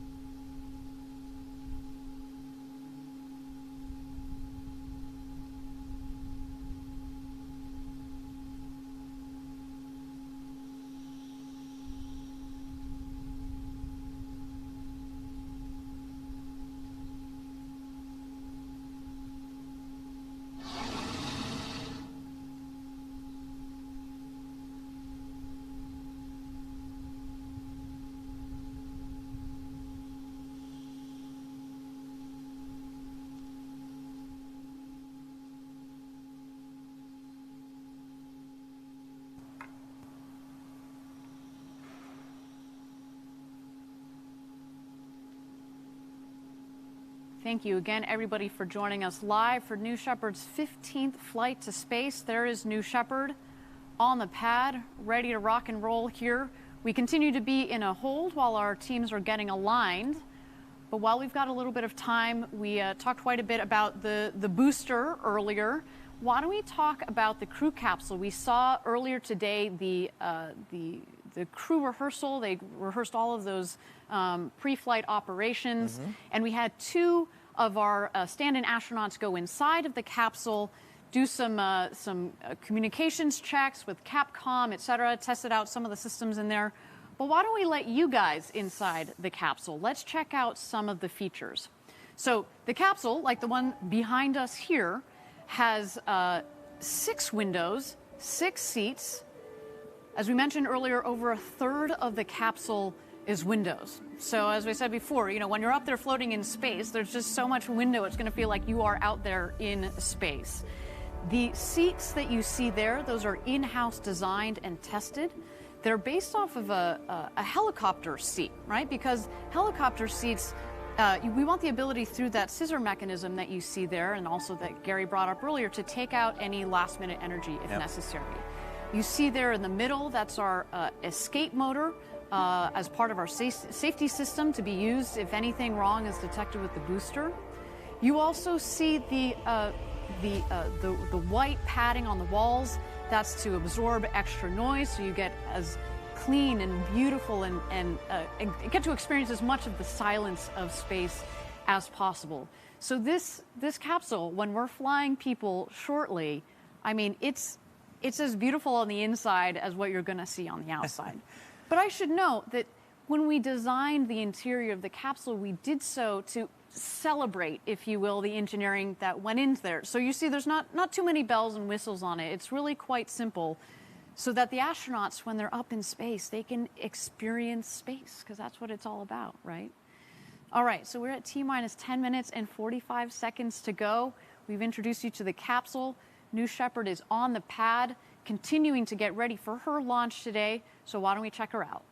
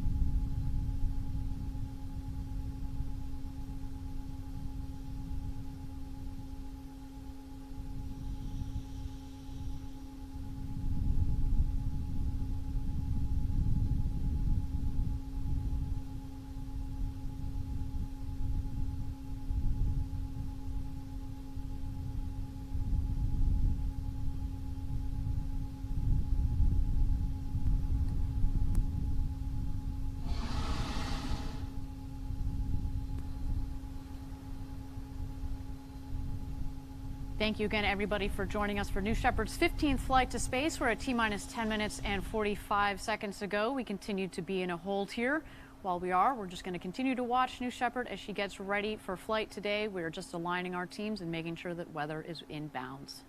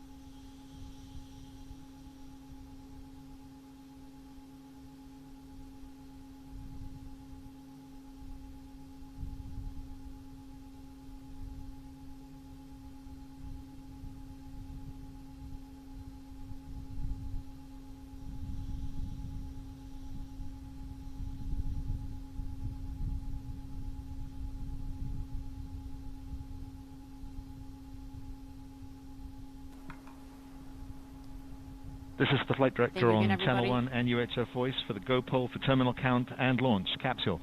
Go. Booster. Go. Ground. Go. Safety. Ranger's green. Go. Engineering. Go. CAPCOM. This is the flight director. New Shepard is go for launch. Booster, commence the terminal count. Wilco flight, and we still have step 104. All right, everybody, we are go for launch. As we heard, we are at T-minus 10 minutes to go. The countdown clock has resumed. Phew.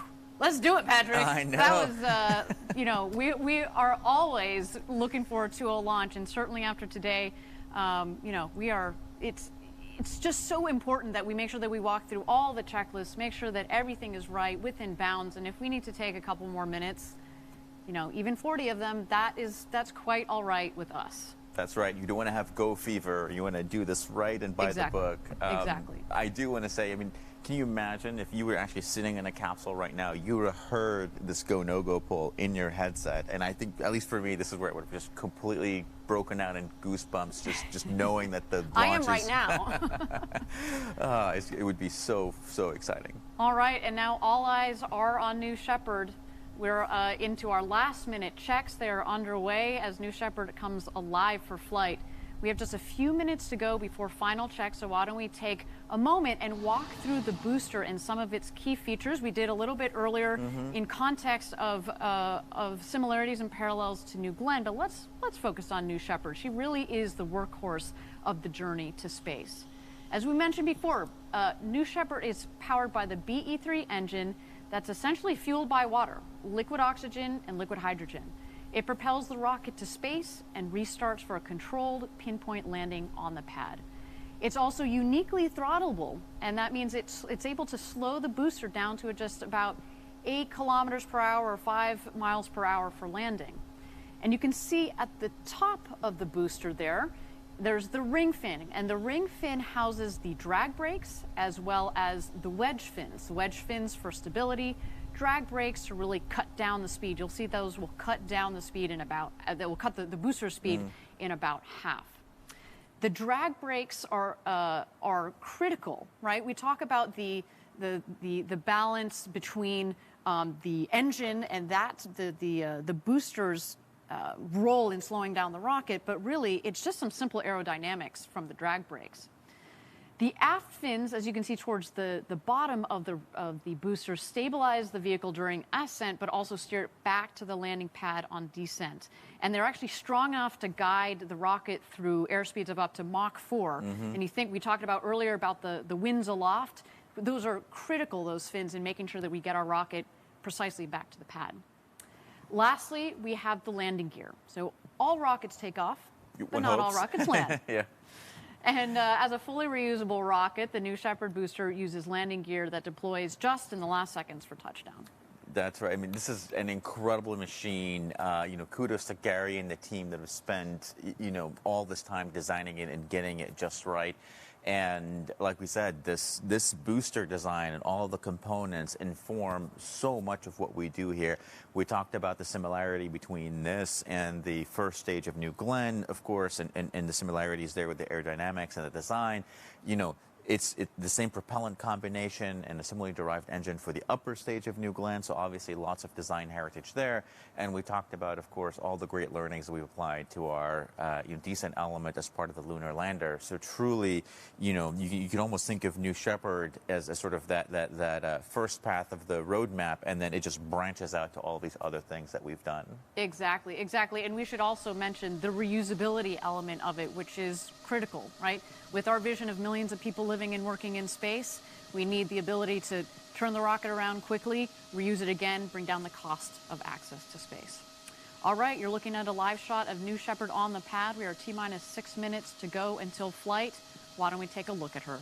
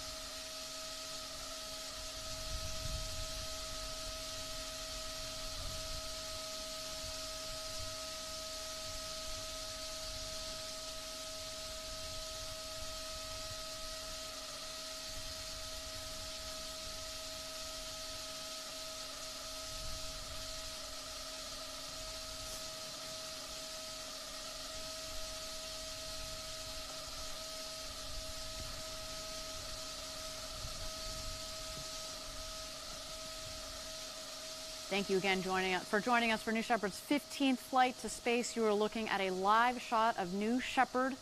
She's just about to begin her final preparations for her 15th flight to space. We are at T-minus 3 minutes and 10 seconds to go until launch. So for those of you that are just joining us now, earlier in our show, we showed our astronaut experience crew rehearsal. Very exciting. That all seems to have gone perfectly well.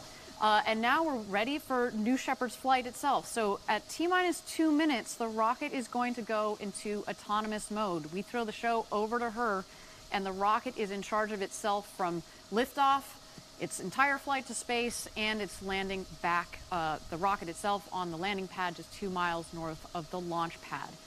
In just a moment here, we are going to see the engine gimbal check, as well as what we call the built-in test, the bit checks We want to make sure that we can move the aerodynamic surfaces freely so that they, just like an airline pilot does before his or her flight, to make sure they've got free range of motion.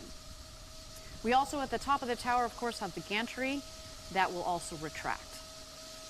That's right, and Ariane, right there on the gantry, you see these big sun shields there. You know, one of the, if you have 6 very large windows, like you said, and 60% of the capsule is actually windows by volume. Ah, there you go. There You it see goes, the retraction.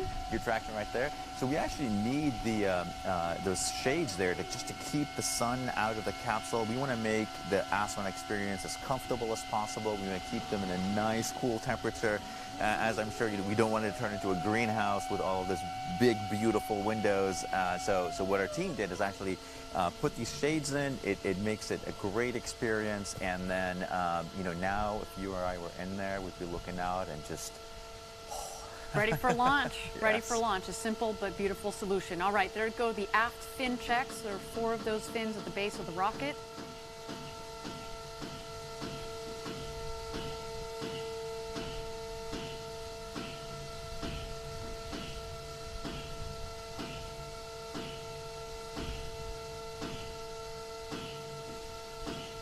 An eye out here. You see the nozzle peeking out of the base of the rocket there. There goes the gimbal check.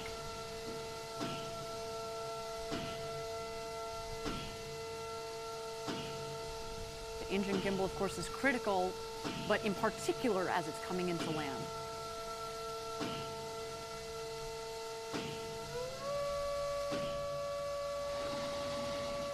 And Patrick, that takes us to launch for a T-minus 30 seconds. Why don't we hand it over to Mission Control for New Shepard's 15th flight to space. It's going to be worth the wait, man. Godspeed, New Shepard.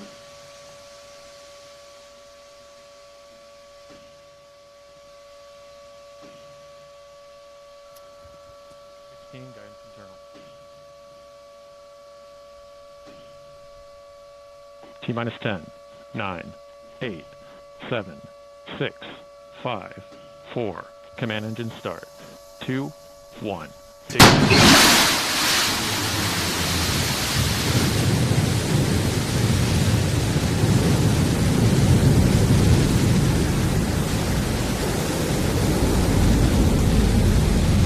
And we have liftoff. Go, New Shepard, go. Beautiful liftoff from our launch site 1 in West Texas. You can follow along as she gains speed in the bottom left corner of your screen. There's the speedometer, altimeter in the middle there.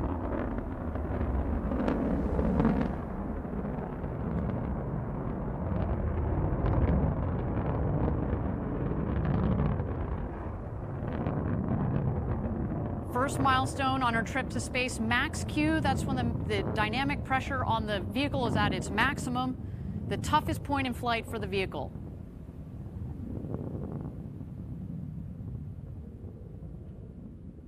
And max Q is confirmed.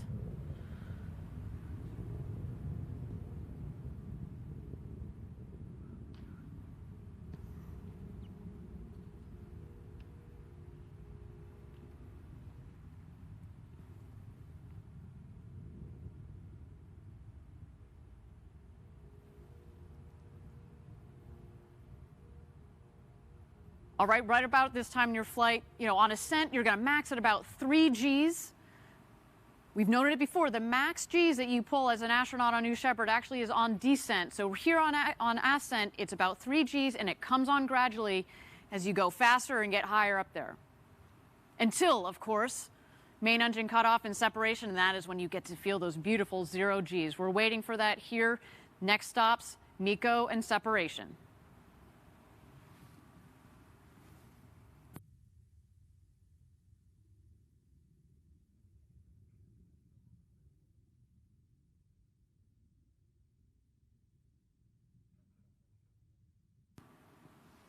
Coming up here on MECO, main engine cutoff. So far, a clean burn from our BE-3 engine.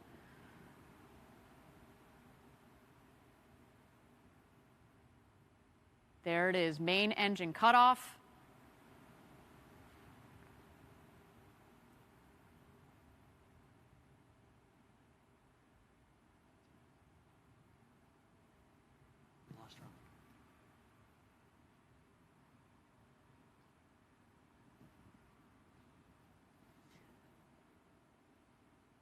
All right, appears we have lost the link to the J layer. So far, though, everything appears to be nominal. So far, what we have seen, a clean liftoff. We did have max Q, maximum dynamic pressure. That is essentially for the rocket the hardest point in the flight. And then we had main engine cutoff. And now, as you can see, separation. Here we've got our infrared camera, especially on the left side. As you've seen earlier in the show, it is a little hazy down there in Texas, so we are going to rely on multiple cameras here as the vehicle continues its ascent towards space. We have passed over just about here the Kármán line. There it is, 100 kilometers, or about 328,000 feet. If you were inside there, Patrick, you will have become an astronaut. And we're just waiting for the two craft to hit their apogee. You'll know they've hit apogee when the speed hits 0 in the bottom left corner of your screen.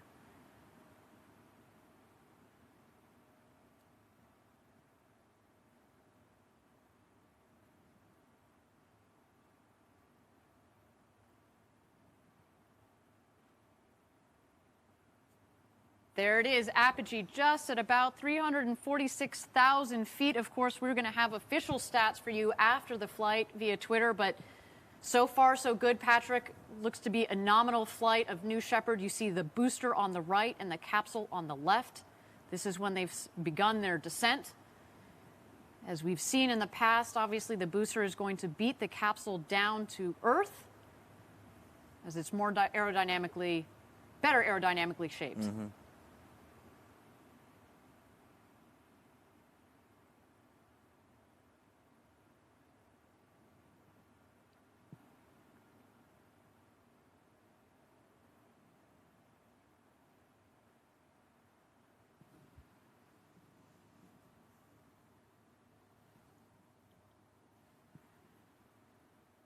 And thank you again, everybody, for joining us live for New Shepard's 15th flight to space.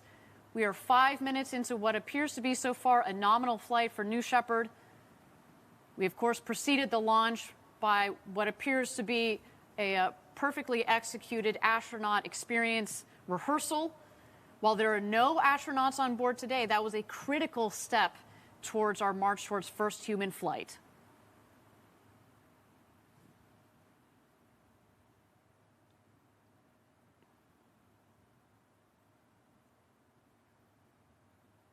All right, we've picked up our long-range cameras again. There you see the booster, the bottom of the screen, and the capsule on the top.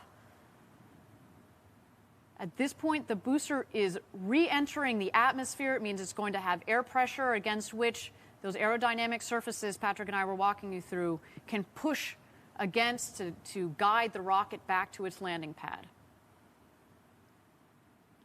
And to think this rocket will have peaked at almost Mach 4, and it's, by the time it touches down, it's just going to touch down at about 8 kilometers per hour or 5 miles per hour. So relatively speaking, a nice soft landing. Critical, as we talked about reusability, the softer the landing, the quicker you can turn it around, right? You're not jostling the rocket, you're not jostling the hardware. You want to be able to flip it around nice and quickly. So there you see the aft fins. We also call them the pie fins because they're shaped like pie wedges.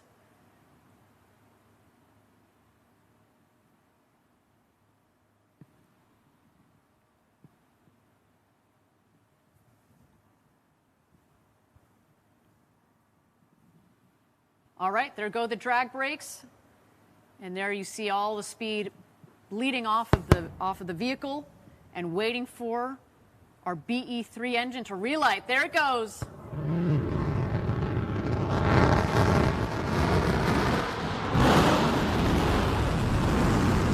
Landing gear deployed. Oh, look at that smooth landing.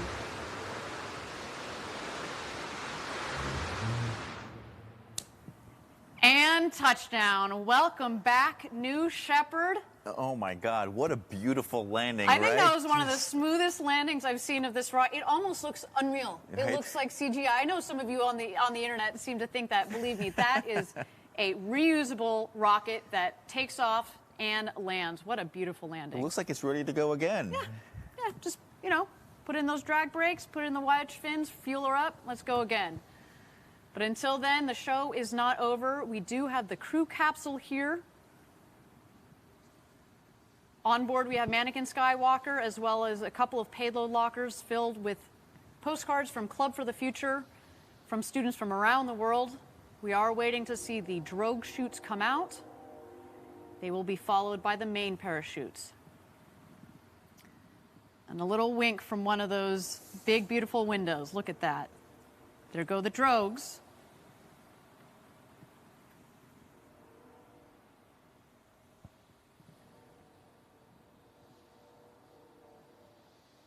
And here come the mains.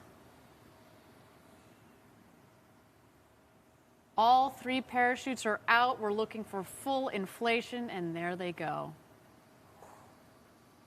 I love that.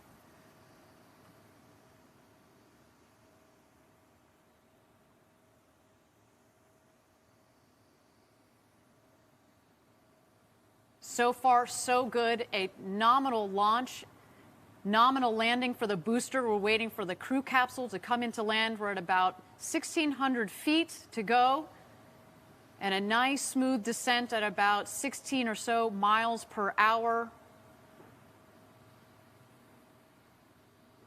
Just at about 25 or so kilometers per hour. That is a nice smooth descent. There's the valley of our West Texas launch Site 1 as we call it.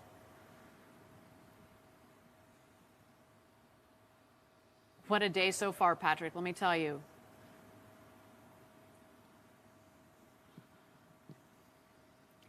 Now, at 800 feet to go here, we should remind everybody that we do have the retrothrust system that kicks on just in the last moment. Basically, just creates a nice air cushion for the capsule so that if you, next time, hopefully, you know, when you and I are up on in that capsule one day, we are going to be getting a nice air cushion underneath the capsule.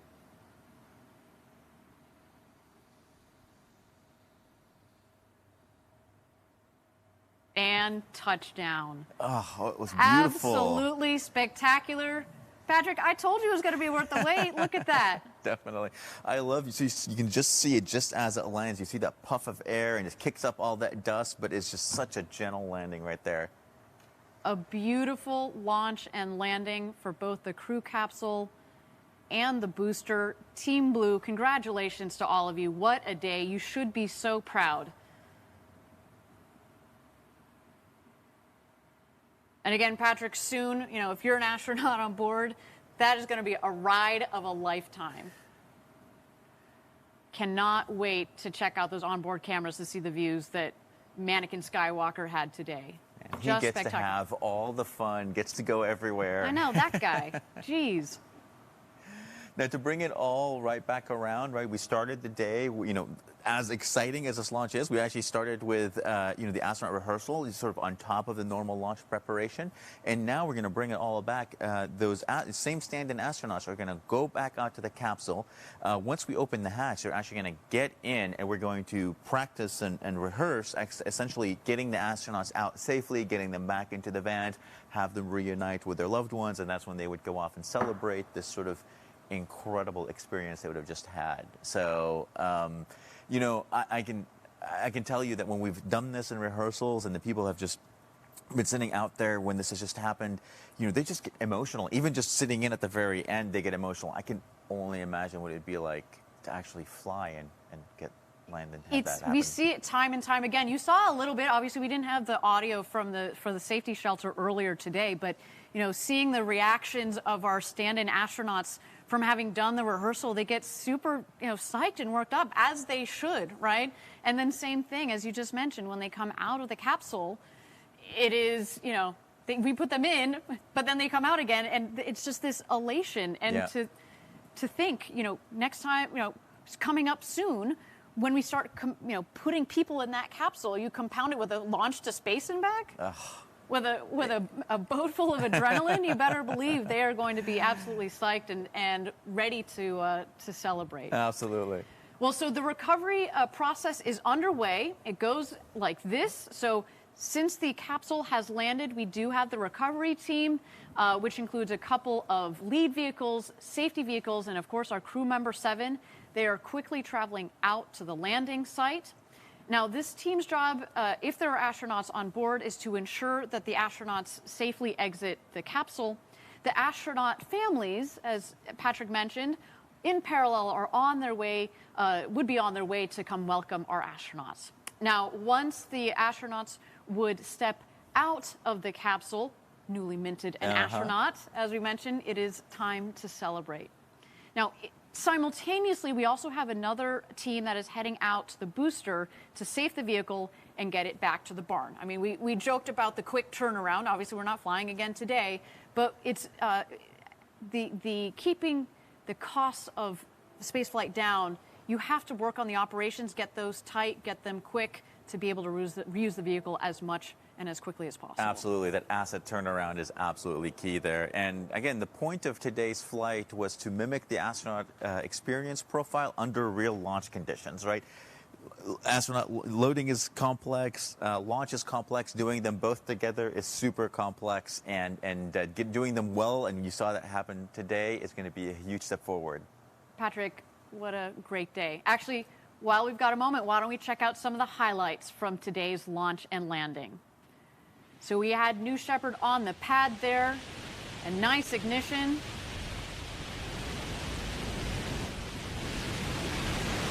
And a clean lift off. Look her go.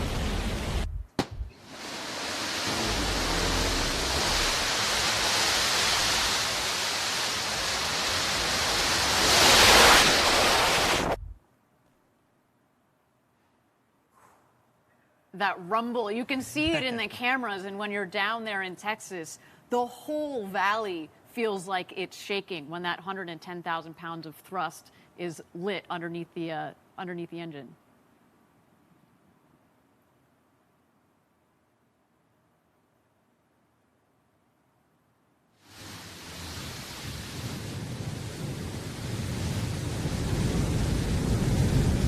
And this angle. Patrick, this is one of my favorite angles. It's very reminiscent of, you know, the Saturn V taking off from the pad during the Apollo days. Absolutely. Super, super reminiscent, super vintage look. Now, this angle right here is one you would not have seen back in the Apollo days. But this is the kind of the cool thing about having these drones up there. So you can get these beautiful shots of the rocket just going by as it's flying up. So close you can touch it, I right? know. All right, here comes the booster back for its soft landing.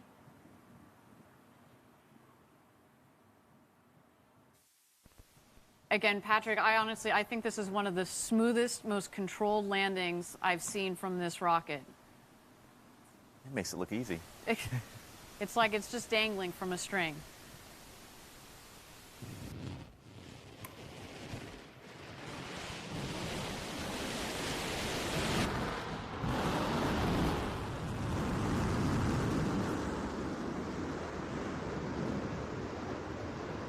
And that's one of the benefits of having such controllability in the engine, is you can really sort of dial that thrust in and ease your way down onto the launch pad. Exactly, exactly. And talking about we were talking earlier about the lessons that we're taking from New Shepard and pulling into New Glenn. That throttle ability on the engines is critical.